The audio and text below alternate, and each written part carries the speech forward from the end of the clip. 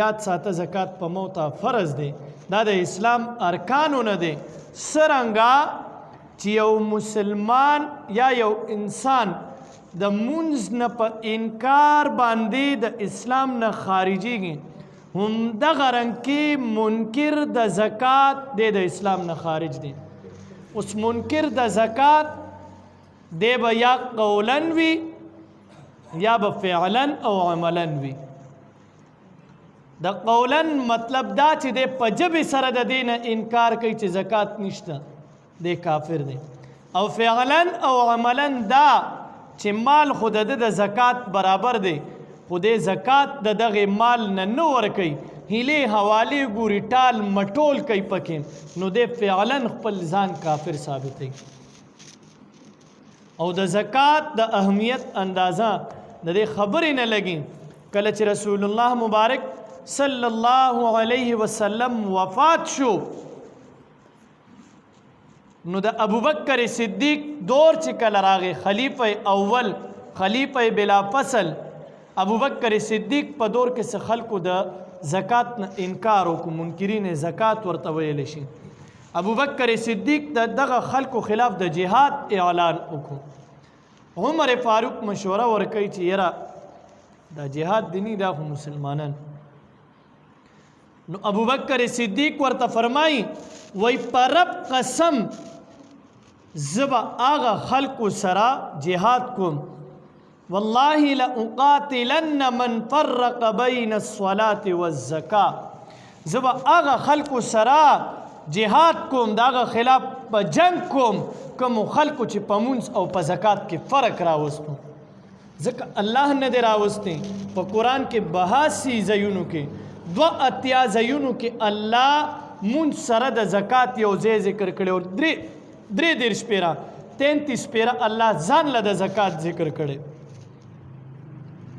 نو عمر فاروق چې دا اورېده هغه پوه شو ابوبکر ورته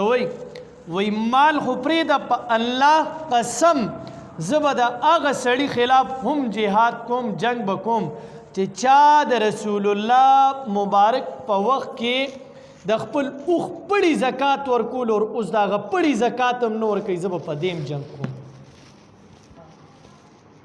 اوښ نه د اوښ پیزوان تا چولې شوی پړی نو سوچ به کوو صاحبه چې ما او تا څومره په خطره کې بیا پروزو چې موږ د زکات نه ځان بچ کو الله وای د نه ورکولو دې سزا ته اوس ګوره والذین یکنزون الذهب والفضه هغه خلک چې دې جمع کوي سره زر سپین زر ولا ينفقونها فی سبیل الله او د الله په لاره کې نه خرج کوي فبشرهم بعذاب علیم دې ته دردناک عذاب خوشخبری ورکړه اوس عذاب سزا دا ګوره خوشخبری اور زیره نشي کېدلی خو الله تعالی د خپل غصې اظهار کوي چې زما حکم نه منئ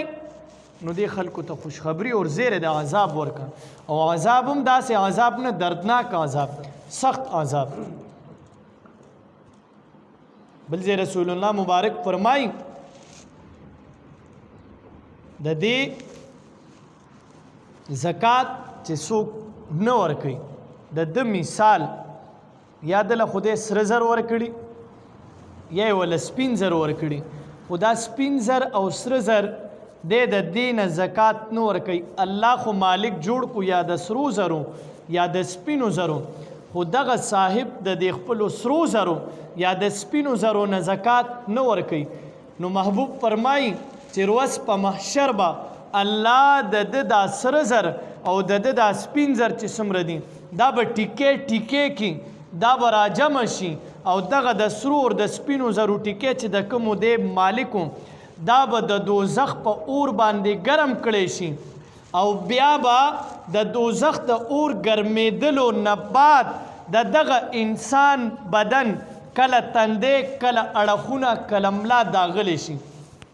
سوځی به او محبوب وای چې دغه ټیکې به داسې نه وي چې دا به د یو بل د پاسه ټیکې پرته وي بلکې الله به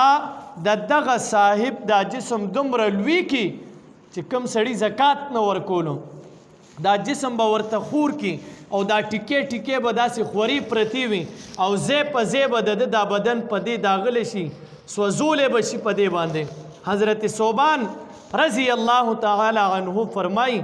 وی دا ټیکو مقدار هغه بیانوي په حدیث کې وی یوه ټیکې به د یو قیرات برابري او یو قیرات چې کوم دی دا 3 رتې وي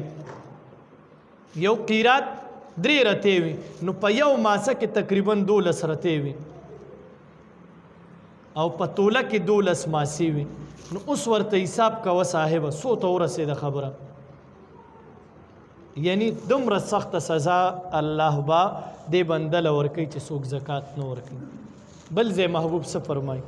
وایي کوم بنده له چې الله مال ورکړی دی او دې دا مال خرج کوي نه یعنی جمع کوي نه یا ټیم په ټیم د زکات دا مال دی خوري د الله په لاره کې نه ورکوي نو دغه مال به